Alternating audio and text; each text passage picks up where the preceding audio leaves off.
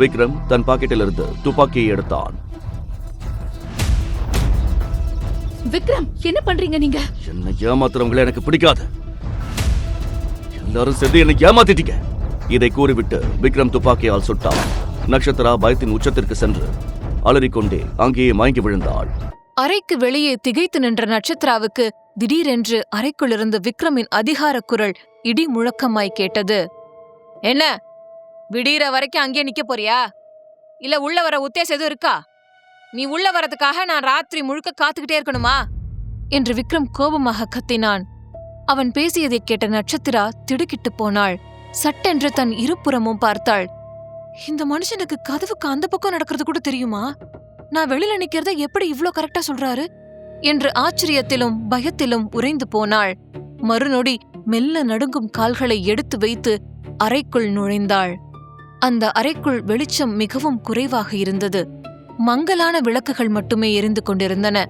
நட்சத்திராவின் கண்கள் இருட்டுக்கு பழக சிறிது நேரம் பிடித்தது. சுற்றும் முற்றும் பார்த்தவள், ஏன் இங்க இவ்ளோ இருட்டா இருக்கு? மனுஷன் இருக்கிற இடமா இது? இல்ல ஏதாவது கொகையா என்று மனதிற்குள் முணுமுணுத்துக் கொண்டாள். அப்போதுதான் அவளது பார்வை நேரே இருந்த சோஃபாவின் பக்கம் திரும்பியது. அங்கே விக்ரம் கம்பீரமாக அமர்ந்திருந்தான். அந்த இருட்டில் அவனது பார்வையை பார்த்த நட்சத்திராவின் இதயம் ஒரு நிமிடம் நின்று துடித்தது. விக்ரம் எதை குறித்தோ யோசித்துக் கொண்டிருந்தவன் தன் கண்களாலேயே அவளை முன்னால் வரும்படி சைகை காட்டினான். ஒரு சிறு குழந்தை தன் ஆசிரியருக்கு பயந்து நடப்பது போல நட்சத்திரா அவனுக்கு எதிரே இருந்த இருக்கையில் அமர்ந்தாள். அவளது தலை குனிந்தே இருந்தது. இப்ப மட்டும் நான் இவரை நிமிந்து பார்த்தேன்னு வையேன், கண்டிப்பா இவரு கண்ணாலேயே என்ன சுட்டு பொசுக்கிடுவாரு. அவ்வளோ கோபமா இருக்கு அந்த பார்வை என்று நினைத்தபடி தன் விரல்களை பிசைந்து கொண்டிருந்தாள். விக்ரம் அவளை ஒரு ஏளன பார்வையால் அளவெடுத்தான். அவனது குரல் இப்போது இன்னும் கடுமையாக ஒலித்தது. நீ எதுக்காக என் வாழ்க்கையில வந்தேன்னு எனக்கு தெரியாது. ஆனா இப்போ நீ மிஸ்ஸஸ் விக்ரம் ஆயிட்ட. அதுக்குன்னு சில ரூல்ஸ் இருக்கு. அதை நீ கண்டிப்பா ஃபாலோ பண்ணிதான் ஆகணும். இன்னொன்னு, இத உன் காதுல நல்லா வாங்கிக்கோ. எனக்கு பொய் சொல்றவங்களையும் துரோகம் பண்றவங்களையும் கண்டாலே பிடிக்காது என்று எச்சரித்தான். நட்சத்திரா எதையோ பேச முயன்றாள். ஆனால் விக்ரம் அவளை தடுத்தான். இப்ப நான் சொல்றதுதான் உனக்கு இங்க வேலையே. இன்னையிலிருந்து நீ தாத்தாவோட கேர்டேக்கர். இனிமே அவருக்கு எந்த மன அழுத்தமும் வரக்கூடாது. அவரை நீதான் பாத்துக்கணும். அவரோட சந்தோஷம்தான் முக்கியம். இந்த வீட்டோட வேலைக்காரியா நீ இங்க இருக்கணும். என்னோட பார்வையில உன்னோட தகுதி ஒரு சாதாரண வேலைக்காரியை விட கம்மிதான் என்றான். இதை கேட்டதும் நட்சத்திராவுக்கு தூக்கி வாரி போட்டது. வேலைக்காரியா? நான் இந்த வீட்டோட மருமகன்னு தானே எல்லாரும் சொல்றாங்க. இவர் என்ன ஒரு சாதாரண வேலைக்காரியா நடத்துறாரு என்று உள்ளுக்குள் குமைந்தாள். ஏன் அமைதியா இருக்க? நான் சொல்றது உன் காதுல விழுந்துச்சா இல்லையா? வேணும்னா இந்த வீட்டோட கௌரவமான மருமகளா உன்னை வெளியில காட்டிக்கோ. ஆனா எனக்கு முன்னாடி நீ ஒரு சாதாரண வேலைக்காரிதான். காலையில சீக்கிரம் எழுந்து தாத்தாவுக்கு தேவையானதை நீதான் செய்யணும். அவருக்கு சாப்பாடு தரதுல இருந்து அவர் மருந்துகளை சரியா குடிக்கிறது வரைக்கும் எல்லாம் உன் பொறுப்புதான். நான் எப்ப கூப்பிட்டாலும் நீ வந்து நிக்கணும். புரிஞ்சுதா என்று மீண்டும் அதட்டினான்.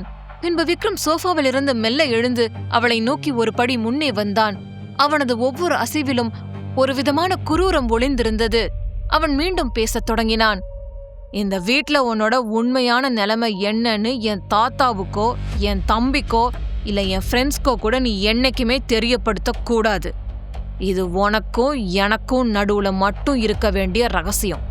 இந்த விஷயம் வெளியே தெரிஞ்சா அப்புறம் நீயே உன் அழிவை தேடிக்கிட்டேன்னு அர்த்தம் என்று விக்ரம் கடுமையாக கட்டளையிட்டான்.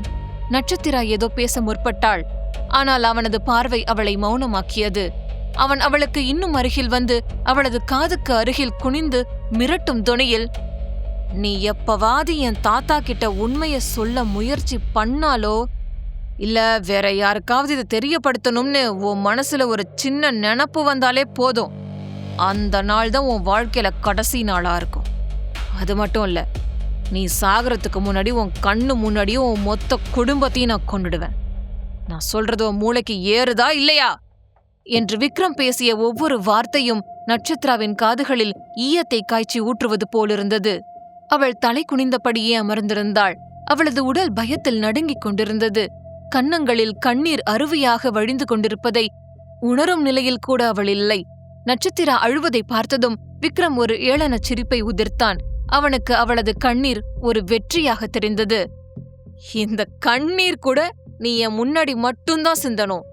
ஆனா என் தாத்தா முன்னாடி இருக்கும்போது உன் கண்ணுல ஒரு சொட்டு தண்ணி வந்தா கூட உனக்கு நிலைமை மோசமாயிடும்.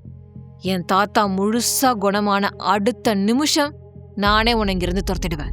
கவலைப்படாத, நீ பணத்துக்காக தான் என்ன கல்யாணம் பண்ணிக்கிட்டேன்னு எனக்கு நல்லாவே தெரியும். அதனால ஒரு வேலைக்காரியா நீ இங்க பாக்குற வேலைக்கு நான் உனக்கு காசு கொடுக்காம விட மாட்டேன் என்று உதாசீனமாக சொன்னான். தான் பணத்திற்காக தான் வந்தேன் என்று அவன் திரும்ப திரும்ப சொல்வது அவளை மிகவும் காயப்படுத்தியது. உன்னோட குடும்பம் கனவுல கூட பார்த்திருக்காத ஒரு பெரிய தொகையை நான் உனக்கு தருவேன். அதை வாங்கிக்கிட்டு நீங்க இருந்து ஓடலாம். ஆனா அது வரைக்கும் நான் சொல்றத மட்டும்தான் நீ கேட்கணும் என்று ஆவேசமாக கத்தினான். விக்ரம் ஒவ்வொரு சொல்லிலும் தன் மீதான வெறுப்பை கொட்டுவதை நட்சத்திராவால் உணர முடிந்தது. அப்பாவி நட்சத்திரா தன் மனதிற்குள், நான் அப்படி என்ன பாவம் செஞ்ச முருகா? இந்த மனுஷன் ஏன் என்கிட்ட இப்படி பேசுறாரு? நான் மனசார யாருக்கும் எந்த கெட்டதும் நினைச்சதில்ல. ஆனா இவரு ஏன் என் மேல இவ்ளோ கோபமும் வெறுப்பும் வச்சிருக்காரு?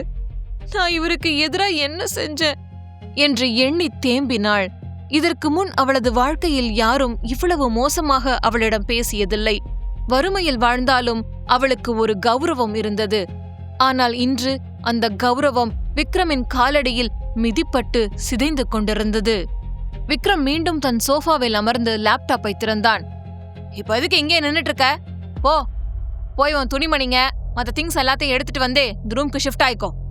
இன்னையில இருந்து நீ இந்த ரூம்ல தான் இருக்கணும், புரியுதா என்று விக்ரம் கட்டளையிட்டான்.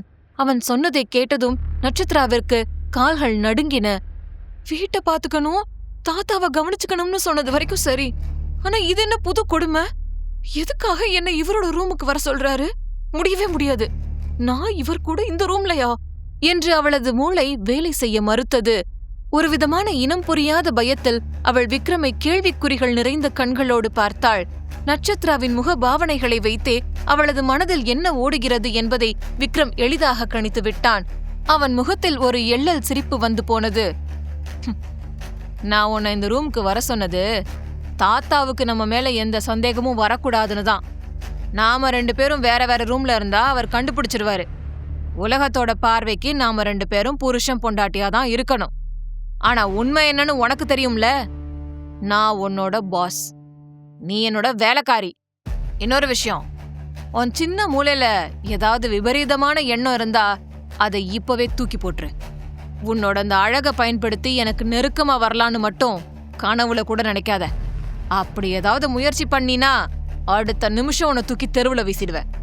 இப்ப கிளம்பு, தாத்தா வீட்டுக்கு வரதுக்குள்ள எல்லாத்தையும் எடுத்துட்டு வந்து இங்க வை என்று விக்ரம் மிக கடுமையான குரலில் எச்சரித்தான். விக்ரமின் அந்த மிரட்டல் நட்சத்திராவை நிலைக்குலைய செய்தது. அவளது உடல் பயத்தில் நடுங்கியது. சோஃபாவிலிருந்து எழுந்து நிற்க முயன்றவள் கால்கள் பலமிழந்து மீண்டும் அப்படியே விழுந்தாள். விக்ரம் ஒரு வேலையை கொடுத்தால் மறுபேச்சே இல்லாமல் அதை செய்து முடிக்க வேண்டும். அதுதான் அந்த வீட்டில் எழுதப்பட்ட விதியே. ஆனால் விக்ரம் சொல்லிக்கூட நட்சத்திரா நகராமல் அமர்ந்திருந்தாள். அவள் இந்த அறைக்கு நிரந்தரமாக வருவதை நினைத்து பயந்து போயிருந்தாள். ஆனால் அவனுக்கு அது அவள் அகங்காரமாக இருக்கிறாளோ என தோன்றியது. தாத்தாவின் உடல்நிலை அவனுக்கு மிக முக்கியம். தாத்தா, அவருக்காக நான் எதை வேணாலும் செய்வேன். இந்த உலகமே ஒரு பக்கம் நின்னு எதிர்த்தாலும் சரி, அவருக்காக நான் எதையும் தாங்குவேன். சின்ன வயசுல எங்க அப்பா அம்மா என்னை தவிக்க விட்டுட்டு போனப்போ எனக்கு அம்மாவாவும் அப்பாவாவும் இருந்து வளர்த்தவர் அவர்தான். அவரோட ஒவ்வொரு சொல்லும் எனக்கு வேதம் மாதிரி. ஆனா அவர் என்னோட விஷயத்துல ஏன் இப்படி பிடிவாதமா இருக்காருன்னு தான் புரியல என நினைத்து அவன் ஒரு நீண்ட பெருமூச்சை விட்டு தன் முன்னால் அமர்ந்திருந்த நட்சத்திராவை முறைத்தபடியே மறுபடியும் யோசிக்கத் தொடங்கினான். இந்த நட்சத்திரா, இவ கூட நான் சந்தோஷமா இருக்கிறது தான் இவரோட கடைசி ஆசையாம். அப்படி பண்ணா மட்டும் அவரோட ஹெல்த் சரியாகிடுமா?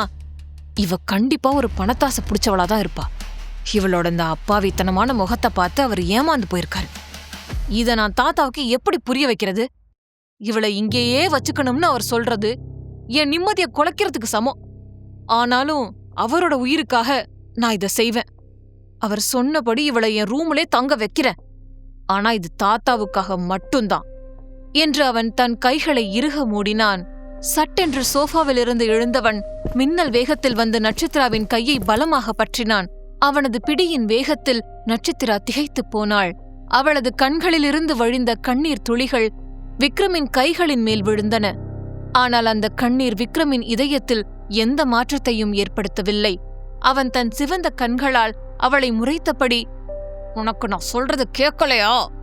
என்று பற்களை கடித்தபடி சொன்னான். அவளது கையை பிடித்து இழுத்து கொண்டு போய் அறையின் கதவுக்கு வெளியே விட்டான். "போய் நான் சொன்னதை செய்!" என்று கத்திவிட்டு அவளது முகத்திற்கு நேராகவே கதவை படார் என்று சாத்தினான். கதவு அடைக்கப்பட்ட சத்தம் அந்த ஹால் முழுவதும் எதிரொலித்தது. நட்சத்திரா சிறிது நேரம் அந்த மூடிய கதவையே வெறித்து பார்த்து கொண்டு நின்றாள். தன்னை இவ்வளவு கேவலமாக அந்த அறையை விட்டு அவன் வெளியேற்றினான் என்பதை அவளால் ஜீரணிக்க முடியவில்லை. அங்கிருந்து தப்பித்தால் போதும் என்று தோன்றியது. விறுவிறுவென்று ஓடிச் சென்று தாத்தா தனக்காக ஒதுக்கியிருந்த அறைக்குள் புகுந்து கதவை பூட்டிக் கொண்டாள். மெத்தையில் விழுந்து விம்மி விம்மி அழத் தொடங்கினாள். அவளது மென்மையான இதயம் இவ்வளவு பெரிய வெறுப்பையும் கோபத்தையும் தாங்கும் நிலையில் இல்லை. கிராமத்தில் இருந்தபோது ஒருமுறை கூட அவளை யாரும் இவ்வளவு சத்தமாக அதட்டியது கிடையாது. எல்லாராலும் நேசிக்கப்பட்ட அவளுக்கு இப்போது காரணமே இல்லாமல் இவ்வளவு பெரிய வெறுப்பை சந்திக்க வேண்டியிருந்தது. "முருகா, நான் என்ன தப்பு பண்ண? ஏன் இவரு என்கிட்ட இப்படி நடந்துக்கிறாரு? நான் ஒரு தப்பு செய்யலையே. ஆனா ஏன் எல்லாரும் எனக்கு தண்டனை கொடுக்கறாங்க?" என்று தேம்பி தேம்பி அழுதாள். அவளது அழுகை சத்தம் அந்த அறைக்குள் மட்டுமே கேட்டு மறைந்தது. இந்த நரகத்திலிருந்து அவளுக்கு எப்போது விடிவு கிடைக்கும்? விக்ரமின் பிடிவாதமும் நட்சத்திராவின் கண்ணீரும் இந்த மாளிகையின் எதிர்காலத்தை எங்கே கொண்டு போய் நிறுத்தப் போகிறது? முழு கதையையும் கேட்டு மகிழ பாக்கெட் FM ஆப்பை டவுன்லோட் செய்யுங்கள். லிங்க் டிஸ்கிரிப்ஷனில் கொடுக்கப்பட்டுள்ளது.